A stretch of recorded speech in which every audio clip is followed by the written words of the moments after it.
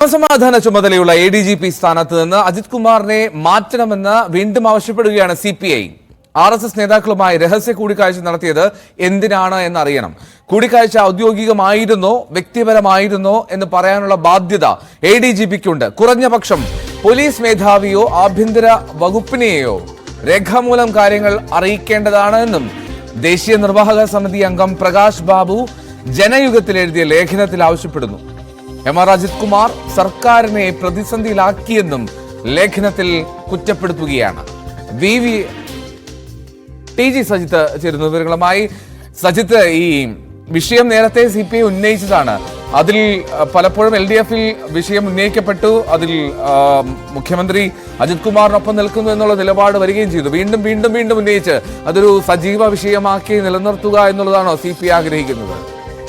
തീർച്ചയായും CPI നിലപാട് കടുപ്പിക്കുന്നു എന്ന പശ്ചാത്തലം കൂടിയുണ്ട്. ഇവിടെ നമ്മൾ കൂട്ടി വായിക്കേണ്ടത് ഏറ്റവും ഒടുവിൽ നടന്ന ഇടതുമുന്നണി യോഗമാണ്. ഇടതുമുന്നണി യോഗത്തിൽ മുഖ്യമന്ത്രിയുടെ നിർദ്ദേശം എന്നത് നിലവിൽ സർക്കാർ ഇക്കാര്യം പരിശോധിക്കുകയാണ്, ആഭ്യന്തര വകുപ്പ് പരിശോധിക്കുകയാണ്. റിപ്പോർട്ട് വന്നതിന് ശേഷം ADGPക്കെതിരെ നടപടി അതുവരെ കാത്തിരിക്കണം എന്നതായിരുന്നു മുഖ്യമന്ത്രിയുടെ നിർദ്ദേശം. ഈ നിർദ്ദേശം അംഗീകരിച്ചുകൊണ്ടാണ് ഇടതുമുന്നണി യോഗം പിരിഞ്ഞത്.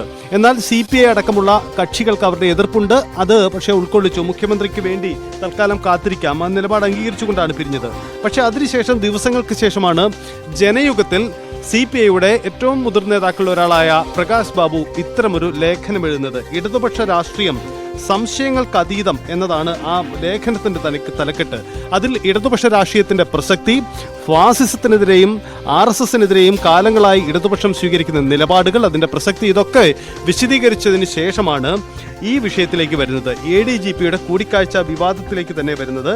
ഇതിൽ പരാമർശിക്കുന്ന ഒരു പ്രധാനപ്പെട്ട കാര്യമുണ്ട്. ഇന്ത്യയിലെ ഭൂരിപക്ഷ തീവ്രവർഗീയതയെ താലോലിക്കുകയും ഇന്ത്യൻ ഭരണഘടനയിലെ മതേതരത്വം, ഫെഡറലിസം, ന്യൂനപക്ഷ സംരക്ഷണം തുടങ്ങിയ മൂല്യങ്ങളെ അംഗീകരിക്കാതിരിക്കുകയും ചെയ്യുന്ന RSSുമായി എന്തിന് സംസ്ഥാന പോലീസ് മേധാവി കൂടിക്കാഴ്ച, രഹസ്യ ചർച്ച നടത്തി? ഇക്കാര്യം വിശദീകരിക്കണം, അത് സംശയത്തിന് അതീതമായി വ്യക്തത വരുത്തണം എന്ന കാര്യം കൂടി അദ്ദേഹം ഓർമ്മപ്പെടുത്തുന്നുണ്ട്. ഒപ്പം നേരിട്ട് തന്നെ പറയുകയാണ് ADGPയെ മാറ്റണം എന്ന ആവശ്യത്തിലേക്ക് തന്നെ CPI നിലപാടെടുക്കുന്നു എന്നതാണ്. രണ്ട് കാര്യങ്ങളുണ്ട്. ഒന്ന്, ഈ CPIയിൽ തന്നെ ഇക്കാര്യത്തിൽ CPI സംസ്ഥാന സെക്രട്ടറി വേണ്ടത്ര ആർജവമുള്ള ഒരു നിലപാട് എടുക്കുന്നില്ല എന്ന ആക്ഷേപം ചിലർക്കുണ്ട്. പക്ഷേ അത് അത്ര പരസ്യമായി മുന്നോട്ട് വന്നിട്ടില്ല. നേരത്തെ തന്നെ പ്രകാശ് ബാബു അടക്കമുള്ളവർക്ക് അത്തരം നിലപാടുണ്ടെങ്കിൽ കൂടിയും അവർ പരസ്യമായി തുറന്നു പറയുന്നില്ല എന്നതായിരുന്നു അന്ന് വരുന്ന സൂചനകൾ. ഇപ്പോൾ അദ്ദേഹം ലേഖനത്തിലൂടെ ഇത്തരം നിലപാട് പറയുന്നു എന്നുകൂടി വരുമ്പോൾ എന്തായാലും ഈ വിഷയത്തിൽ സർക്കാരിന് മുന്നിൽ കൃത്യമായ സമ്മർദ്ദം ചെലുത്തുന്നു. ഒപ്പം തന്നെ CPI തങ്ങളുടെ നിലപാടിൽ നിന്ന് പിന്നോട്ടില്ല എന്നുകൂടി ആവർത്തിക്കുകയും ചെയ്തതാണ്. അജിത് കുമാറിനെ തുടർന്ന് മുന്നോട്ട് കൊണ്ടുപോകാൻ ഇനി മുന്നണിയിലെ പ്രധാന ഘടകകക്ഷിയായ CPI അനുവദിക്കില്ല എന്നുകൂടി ഇതിൽ നിന്ന് വായിക്കണം.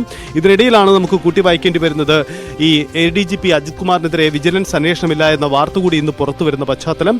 എന്തായാലും CPI മുന്നോട്ട് വെക്കുന്നത് കടുത്ത രാഷ്ട്രീയ നിലപാടാണ്.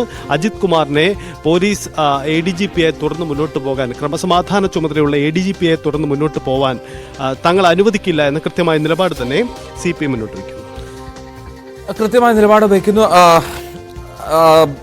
സജിത്ത്, ഇതിൽ മറ്റൊരു പ്രധാനപ്പെട്ട കാര്യം, ഇപ്പോൾ ജനയുഗം അത് പാർട്ടി മുഖപത്രമാണ്. അതിൽ പ്രകാശ് ബാബു അത്തരത്തിലൊരു ലേഖനം അത് പുറത്തു വരുമ്പോൾ അതിൽ ഉറപ്പായും ഇപ്പോൾ RJD